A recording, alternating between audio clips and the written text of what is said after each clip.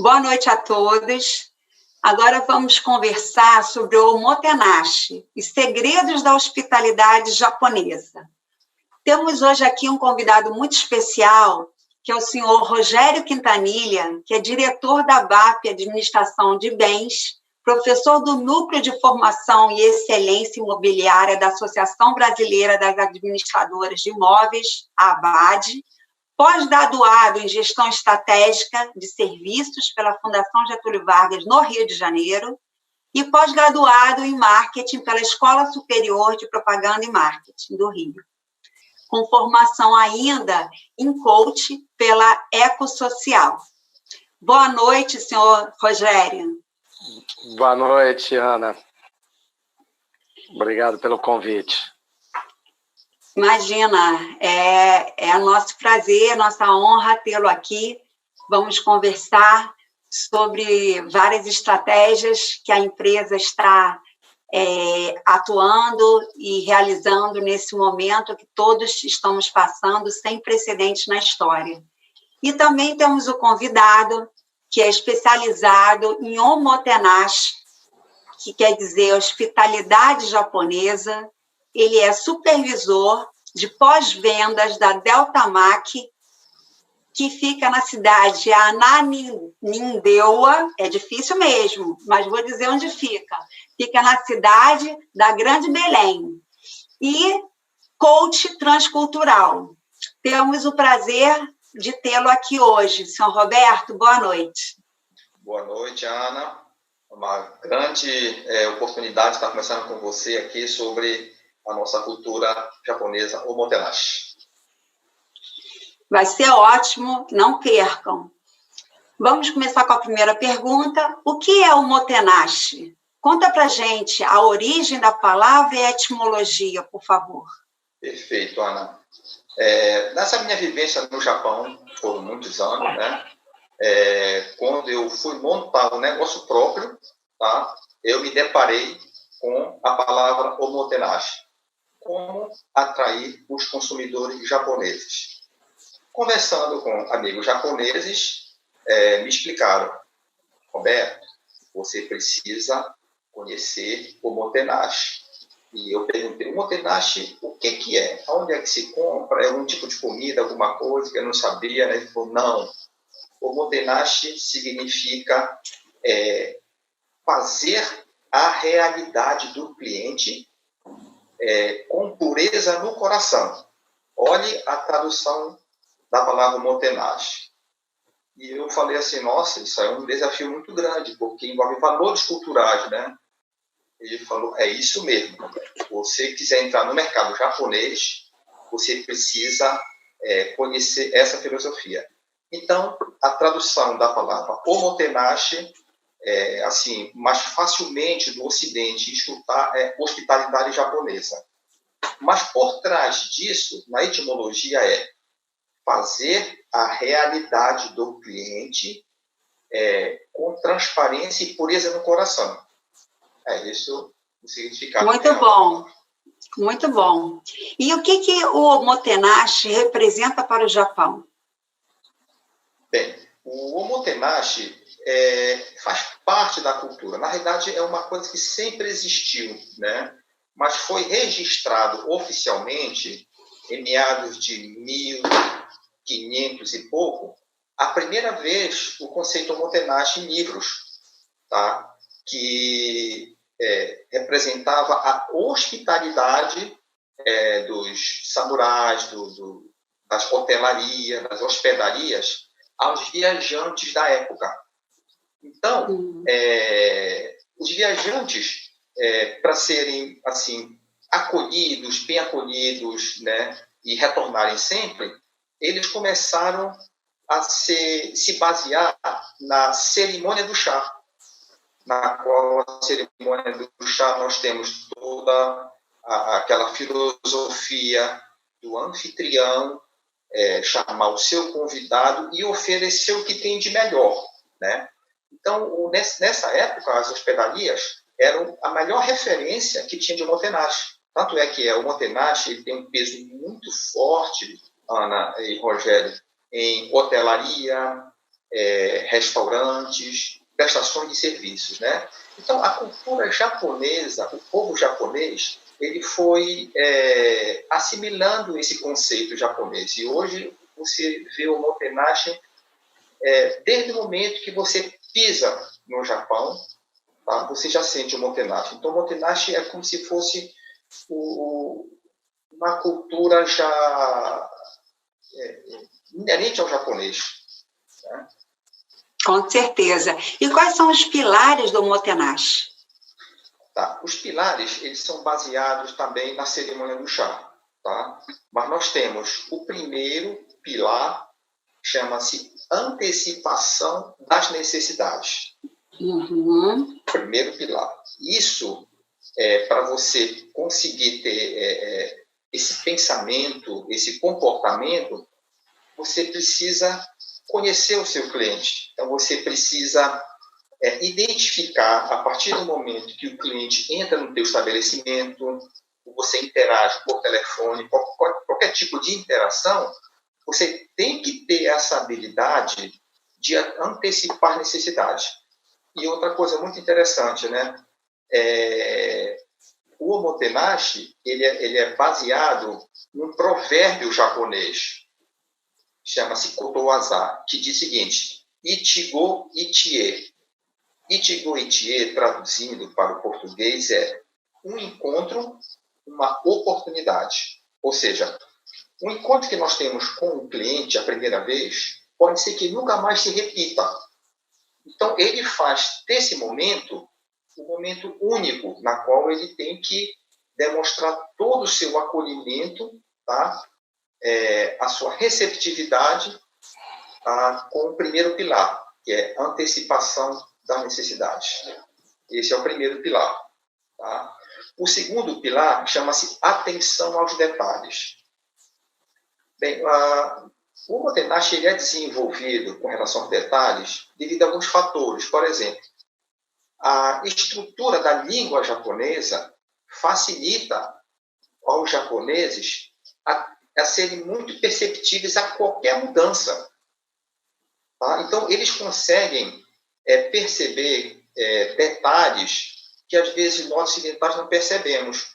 Mas isso é um comportamento cultural, porque os ideogramas japoneses, no Japão são 5.006, na China são quase 30.000, os ideogramas são muito parecidos, sabe?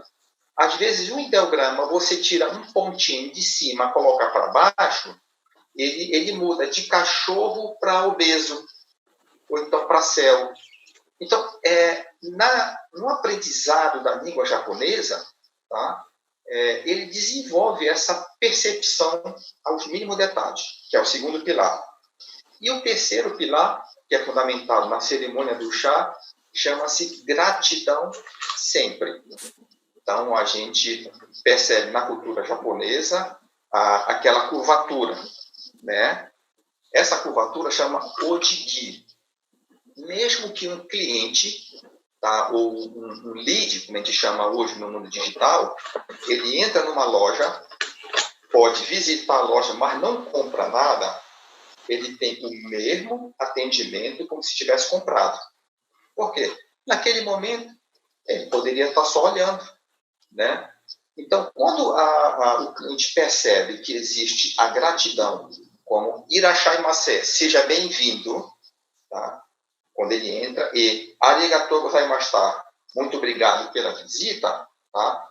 É a gratidão ao cliente por ele ter escolhido aquela loja para visitar ou para consumir. Esses são os 3 pilares. Muito bom. Vamos recapitular os 3 pilares. Se antecipar ao problema. Perfeito. E segundo, a necessidade, a situação. Muito bom.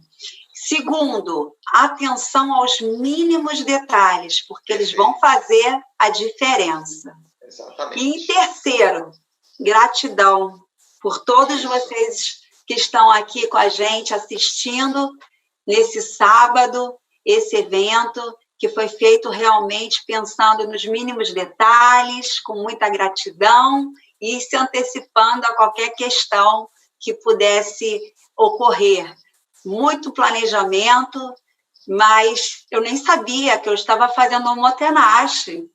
Mais uma curiosidade. Vamos aproveitar e perguntar agora ao nosso outro convidado, ao senhor Rogério, que está hoje aqui com a gente. Ele é diretor executivo da ABAP. A ABAP é apoiadora do evento, ela é incentivadora cultural carioca e, através da lei do ISS, contribui muito com a cultura carioca por anos. E eu gostaria de fazer uma pergunta.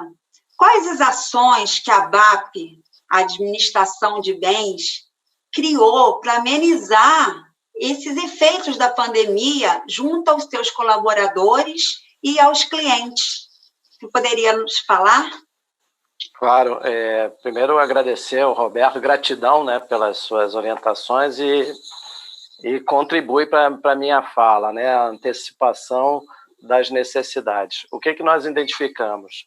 A primeira análise que nós fizemos, o que acontece no momentos de uma pandemia, de uma crise, de um evento do tamanho que nós estamos vivendo hoje. Então, são divididos em 5 etapas, né? A primeira é a ameaça que nós vivemos, depois o resgate, depois o que é chamado assim lua de mel, depois a desilusão, depois a recuperação. No primeiro momento, né, da ameaça, houve muita desinformação, todo mundo correndo, todo mundo perdido, né? O que nós vamos fazer, o que está acontecendo, fica em casa, não fica em casa, que regras estabelecem, houve uma desorientação muito grande, seja para o cliente, seja internamente. Depois nós vimos que teria um resgate disso, né? As pessoas começariam a atuar em ajudar as pessoas, ia ter um movimento nesse sentido, e que nós chamamos, que é chamado de lua de mel nesses eventos, é um momento de altruísmo, né? Nós conseguimos, houve bastante solidariedade, e nós conseguimos passar por isso tudo. Só que depois ia haver um momento de desilusão, porque nós continuaríamos dentro de casas, nós continuaríamos assustados, como nós estamos, onde haveria muito estresse, muita raiva, e um momento de muita probabilidade de conflitos, que repercutiriam no momento de recuperação, que nós ainda não estamos no momento de recuperação. Nós ainda estamos no momento de desilusão e um momento de muito risco de conflito. Bem, diante desse cenário, era necessário pensar assim, como servir ao cliente sem servir aos colaboradores, sem servir aos empregados. Quem serve aos nossos clientes são os nossos colaboradores. Então, nós precisávamos servir a essas pessoas para servirem aos nossos clientes. Então, o primeiro ato nosso foi trazer uma médica para dar orientação a todos os nossos colaboradores sobre tudo que eles precisavam saber, tudo de informações que havia naquele momento sobre o Covid-19. E isso nós fizemos, afastamos todo o grupo de risco que existia dentro da empresa, todos nós botamos dentro de casa.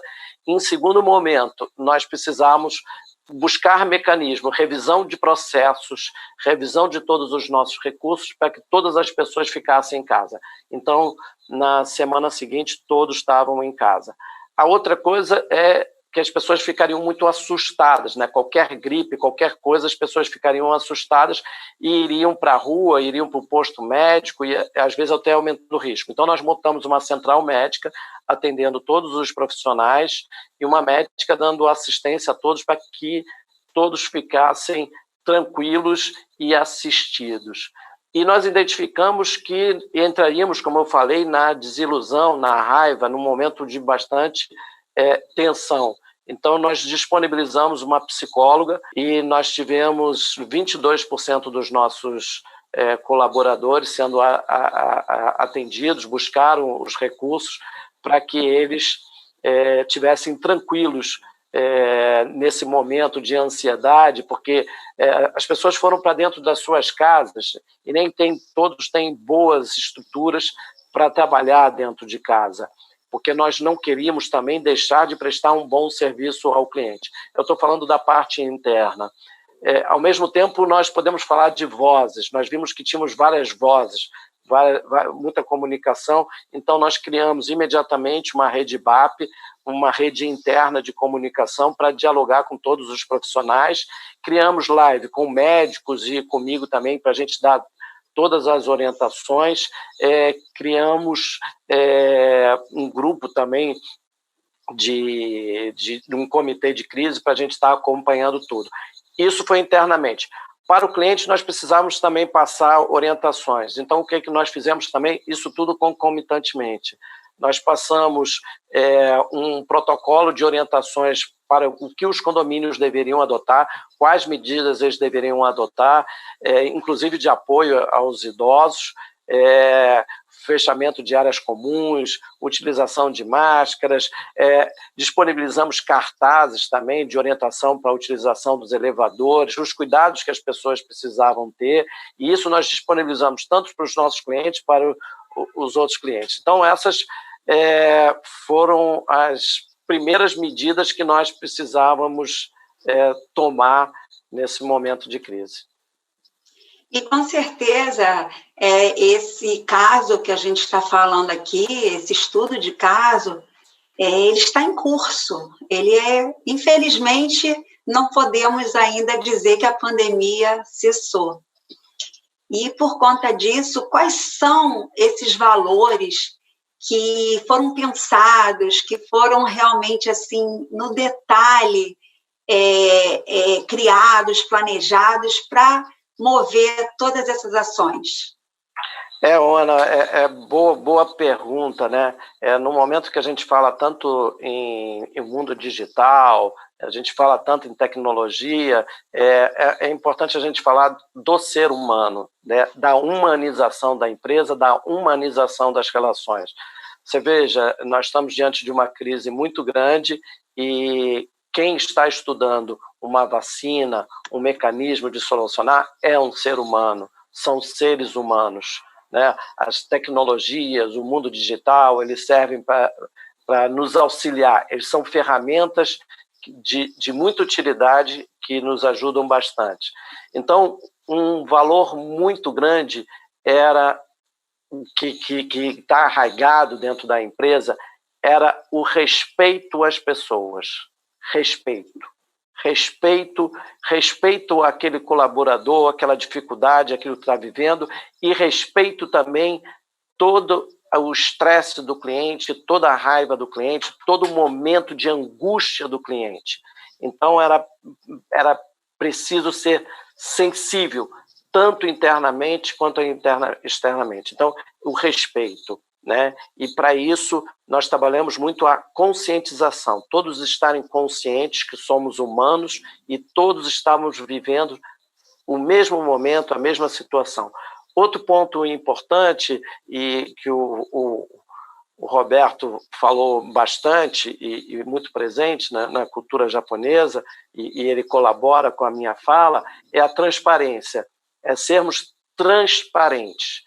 Para a empresa ter uma voz única, era necessário muita transparência. Transparência dentro da empresa, transparência também com os clientes. E muito diálogo. Eu acho que essa é uma palavra muito importante no momento que nós vivemos nas empresas, na sociedade, enfim, no mundo.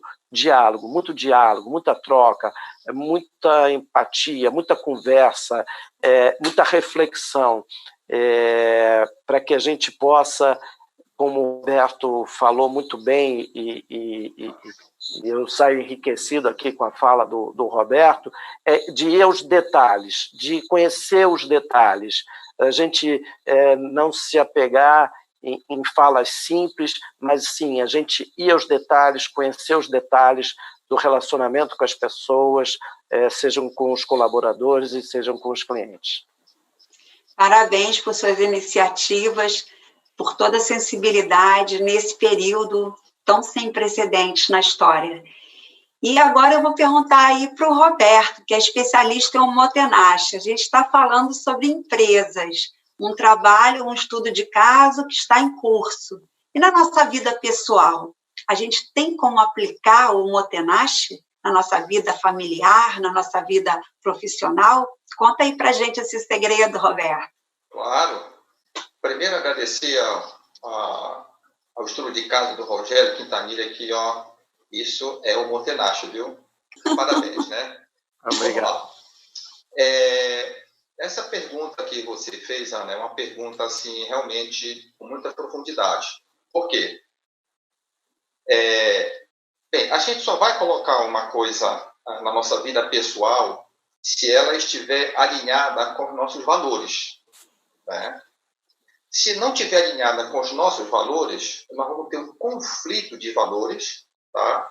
E, claro, um valor novo que a gente quer assimilar, ele entra em conflito com nossos valores reais, nossos valores centrais, nós não vamos adquirir esse compartilhamento. Aí nós vamos entrar numa fase de estresse, tá? Como eu trabalho com coach, trabalhei muito tempo com coach transcultural, né? Que eu fiz alguns treinamentos em algumas empresas aqui no Brasil de aplicação do conceito Motenashi. Nesse momento que as pessoas olham para o Motenashi e querem aplicar nas suas empresas, elas primeiro precisam aplicar nas suas vidas pessoais, tá? Porque uma empresa, né, como o professor Rogério falou, é formada de pessoas, tá? Então, se eu quero, no lado profissional, levar o Motenashi, eu tenho que ter dentro de mim primeiro, tá? E Ana e Rogério, o conceito Motenashi, se você for perguntar, se nós formos perguntar para a maioria dos brasileiros que estão no Japão, eu acredito que não vão saber o que é. Não é nem saber o que é, não vão, nunca ouviram a palavra, porque ela é muito enraizada à cultura, tá? Como eu morei no Japão 25 anos, passei por todas as fases do choque cultural, que é muito parecido com o que o professor Rogério falou. Isso é a fase da paixão, a fase da negação. Existe a fase da negação, existe a fase da conscientização, existe uma fase do estresse, tá? Que é onde a maioria das pessoas ficam quando existem mudanças, tá? Que nós temos uma aversão à mudança, né? Depois, a aceitação e integração. Então, todas essas fases, tá? Você precisa passar para absorver os valores do Motenashi. Então, um dos valores do Motenashi é disciplina, né? Respeito, né? Gratidão, tá? O que mais? Responsabilidade, tá? Então, na hora que a gente depara com o Motenashi e se lá dentro nós não tivermos uma chama de cada valor desse, o Motenashi passa e nós não absorvemos isso. Como nós podemos praticar o Motenashi numa empresa? Primeiro, dentro de mim, que a mudança é de dentro para fora, tá? Isso é um processo, tá? Porque o primeiro passo é uma negação, depois a gente vai aceitando e a gente começa a experimentar algumas mudanças comportamentais com esses novos valores. E no Japão é excelente, porque eu entrei como peão de fábrica, né? Entrei numa multinacional que foi Mitsui, cheguei a engenheiro de projetos. Então, isso é uma trajetória muito rara no Japão. Você só consegue se você tiver o Motenashi. Depois eu saí, fui montar negócio próprio. Fui vender pizza. Olha lá. Japonês no Japão vendendo pizza, que é de italiano para japonês. Tudo contra. O que me fez durar 12 anos no Japão. O negócio próprio foi o Motenashi. Então, a gente começa a praticar gradativamente, sabe? Começa a ter gratidão, começa a ter respeito, começa a ter responsabilidade. Quando você percebe, esse valor já está dentro de você, e você percebe isso, que as pessoas ao seu redor vão te olhar com outros olhos. É a única forma que nós temos. Muito bom. A gente tem que começar realmente de dentro para fora, dando exemplo em casa, na família, para criar essa harmonia e esse comprometimento. Eu acho que o Rogério pode falar um pouquinho sobre a família funcional. É interessante, Roberto, o que você está falando, porque eu entrei recentemente na BAP e encontrei logo a pandemia, né? Fui presenteado com a pandemia. E logo de início eu tenho conduzido as equipes com uma música da Leila Pinheiro. Viver é afinar um instrumento, de dentro para fora, de fora para dentro. Então, quando a gente fala isso, a empresa BAP é uma empresa familiar, e eu falo muito da empresa familiar funcional, onde todos têm as suas responsabilidades, né? Existem vários tipos de família, então nós falamos dentro da BAP de empresa família funcional, onde o filho tem a responsabilidade de arrumar a casa, de arrumar a cama, de lavar a louça, de cuidar dos detalhes, de receber bem as pessoas, de tratar bem as pessoas, de cumprimentar as pessoas que entram em nossas casas. Então, muito boa a sua fala, e a Leila Pinheiro, eu acho que ela esteve no Japão para fazer essa música. Muito bom, Rogério. Porque nós brasileiros também, com certeza, temos um coração muito grande e somos muito sensíveis. Muitas vezes a gente já adquire esses valores e coloca em prática e nem sabe o rótulo do nome, né? O povo carioca também, posso falar aqui do Rio de Janeiro, é muito hospitaleiro. Realmente tem prazer de receber. E aí eu queria saber do Roberto. Roberto, conta um caso de uma concessionária que você comentou comigo há um tempo atrás. Acho que foi a Toyota, não é isso? Foi. Eu fui convidado a fazer uma palestra na Toyota sobre o conceito Motenashi, e também um treinamento na Lexus, que na base da pirâmide da Lexus, que é da Toyota, né, o conceito Motenashi está presente. É incrível. Então, a Lexus já nasceu com a filosofia Omotenashi fazendo parte dela, né? Então, uma das coisas na década que foi lançada a Lexus, na década de 80, um dos lugares mais assim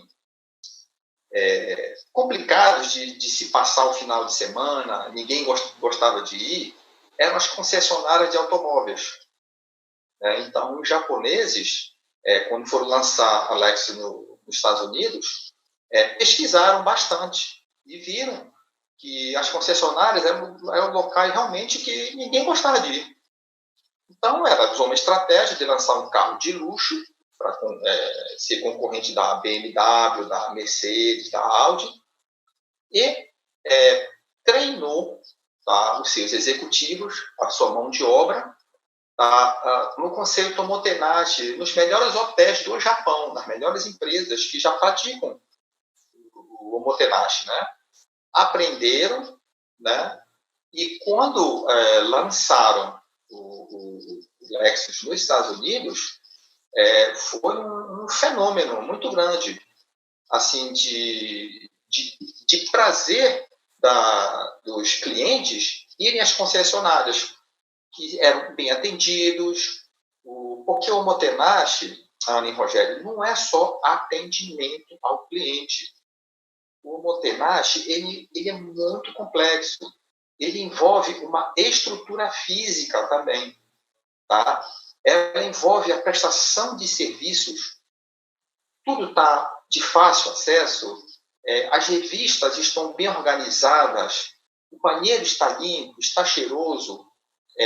Quando você entra no estabelecimento, por uma concessionária, o tapete está limpo, está rasgado, como é que está o piso?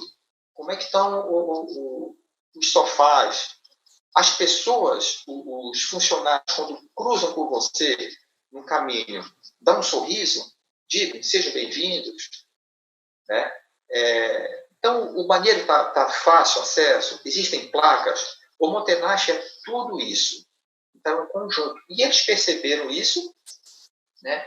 E quando chegou nos Estados Unidos, é um sucesso que é até hoje, que é um dos carros de luxo mais vendidos lá, é o da Lexus, né? Então, esse é o maior estudo de caso que eu conheço, tá? Empresas buscam aplicar o Motenashi, mas só conseguem perceber no Motenashi aqueles 10% do iceberg. O Motenashi, você percebe o comportamento, mas o que está embaixo do iceberg são os valores. Os valores você não consegue ver numa pessoa, porque está no inconsciente, né? Então, copiar só o comportamento não tem sucesso. Você tem que adquirir valores e depois mudar os comportamentos. Então, esse é o maior estudo de caso que eu conheço, né? E é o fundamento, um dos fundamentos da Lexus, da Toyota, é o Motenashi. Grandes lições para um sábado à noite, que agora o nosso sábado à noite tem sido direto em casa, nesse período todo. E por conta disso, Rogério, você poderia dar alguma dica para a gente? Você poderia falar que lição a gente aprendeu já, na sua opinião, com a pandemia? Eu acho o Roberto me presenteia cada fala dele, né? Concordo plenamente com você, Roberto, que quando eu falei de servir primeiro a quem serve, os clientes, eu preciso estar olhando os detalhes, né?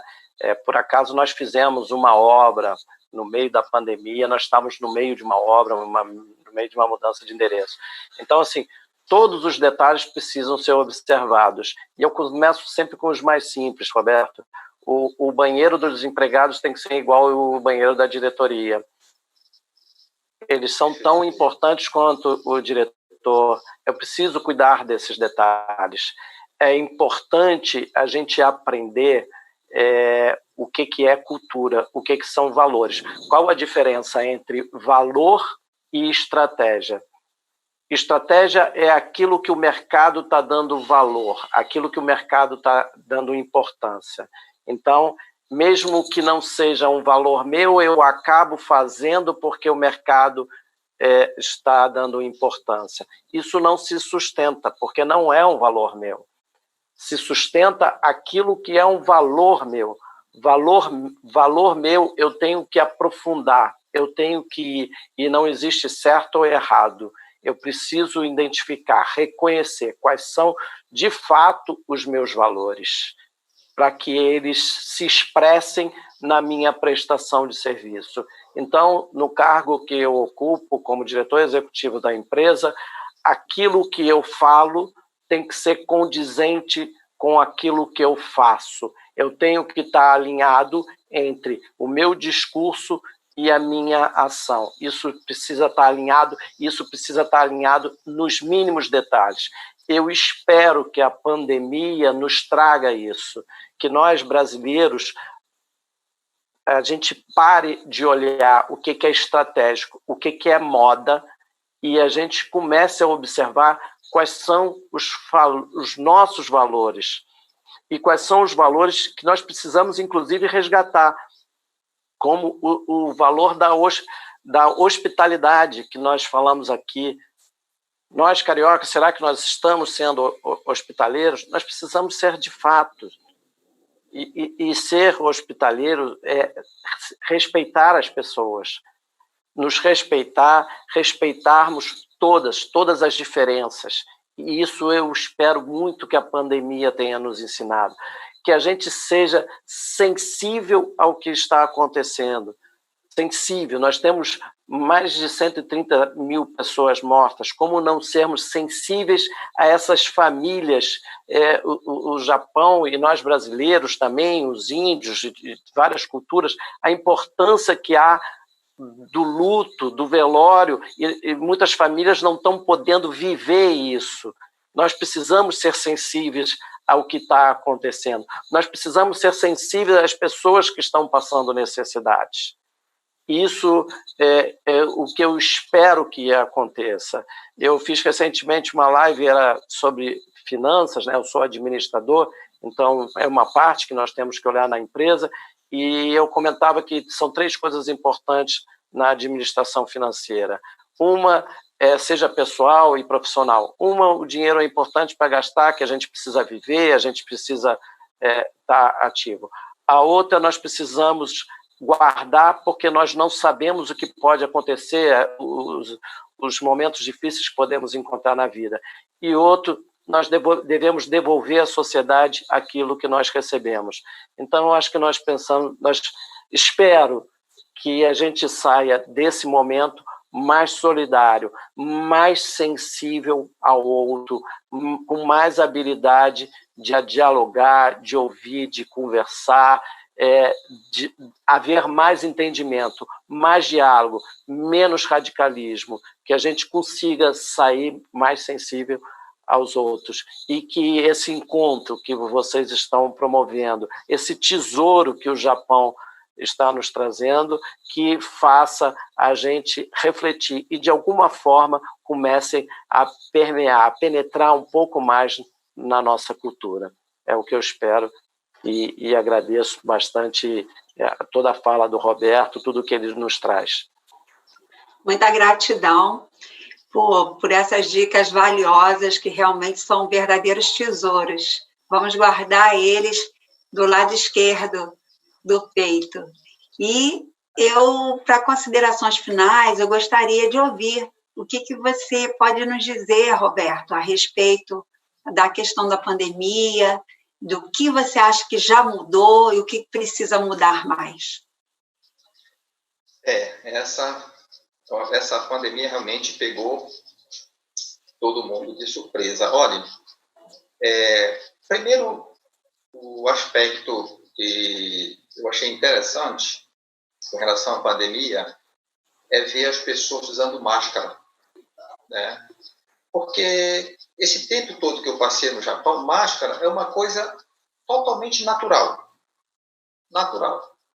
A gente usava máscara lá quando ficava gripado, né? Para não passar para os outros. O princípio já é o mesmo, né? E existe um período no Japão, que é o período de fevereiro, março, abril, que existe um fenômeno chamado Kafunshou, tá? Que os pinheiros do Japão liberam muito pólen e todo mundo fica com o nariz entupido, olhos inflamados. Eu ficava um pouco, né? E também a gente usava máscara. Então é um processo natural. Eu não senti muita diferença nenhuma nisso, porque é uma coisa que eu estava acostumado mesmo, né? Mas o que eu tenho percebido com isso as pessoas realmente, como o Rogério comentou também aqui na fala dele, as pessoas ficaram mais solidárias umas com as outras. Tá? E eu penso também o seguinte, quando vem doenças, quando vem catástrofes, é alguma coisa, tá, que ele quer ensinar para a gente. Tá? E eu percebo que ensinaram as pessoas a ter um pouco mais de disciplina, né? Se bem que a gente vê muita gente aí sem máscara, mas disciplina não é uma coisa assim que a gente aprende muito rápido, tá? Compartilhamento da tecnologia é como se o que está acontecendo hoje fosse acontecer daqui a 4, 5 anos, mas aconteceu tudo agora. Então, houve uma aceleração do movimento tecnológico, por exemplo. Né? Essas são as minhas percepções mais importantes que eu vi. Tá? E, claro, né, no meio de toda uma população, tem as pessoas que seguem realmente as recomendações e outras que vão ignorando, né? Isso aí tem a ver com questão de valores, né? Mas eu percebo que, no fundo, está tendo mais aprendizado do que erros. E enfrentando essa pandemia com mais um Motenache, com hospitalidade com os de casa, com os de fora, com seus clientes, com seus amigos, com certeza a gente vai vencer. Que tudo passa e a gente se antecipando, que foi o primeiro item que foi falado hoje, a antecipação. Depois, a atenção nos detalhes. A gente recebe as compras em casa, a gente tem que ter aquele detalhe, aquela preocupação de higienizar, nos mínimos detalhes, porque o inimigo é invisível. Isso é diferente de você estar dentro, ali numa luta, né, num dojo, que você tem seu oponente ali à sua frente, que você pode, com a sua sensibilidade, com o seu treinamento, lidar bem com essa situação. Mas o inimigo, no momento, é invisível. E, por último, gratidão sempre, por isso que eu agradeço muito a vocês por estarem aqui, todos que estão em casa, prestigiando o Festival Tesouros do Japão. Gratidão a todos. Obrigado. Obrigado. Obrigado.